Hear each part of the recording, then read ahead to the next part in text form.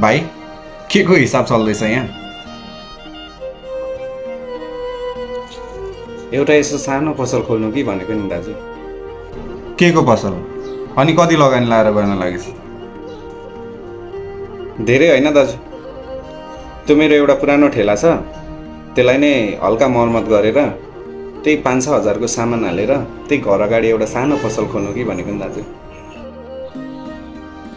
त्यसरी कहाँ हुन्छ भाइ? बरु यसो एउटा सटर हेर, महिनाको 2500 मा जति पाइन्छ। ए ठेला र सेलाको पछि लागेर हुन्छ? त्यत्रो भाडा तिर्न सक्ने भएको भए म पनि कहाँ यस्तो सानोमा गर्थेँ होला त दाजु। बरु त्यो भाडा तिर्ने पैसाले त 2500 को सामान हाल्दा पो ठिक होला त, होइन र? अनि यदि सानोमा गरेर कहाँ हुन्छ त?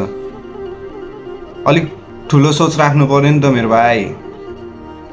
सुरुवात त सानोबाटै गर्ने होइन र दाजु।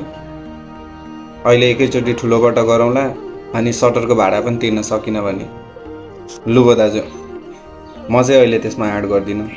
बरु सानो नै गर्दै गर्छु, बिस्तारै भयो भने बढाउँदै जाउँला।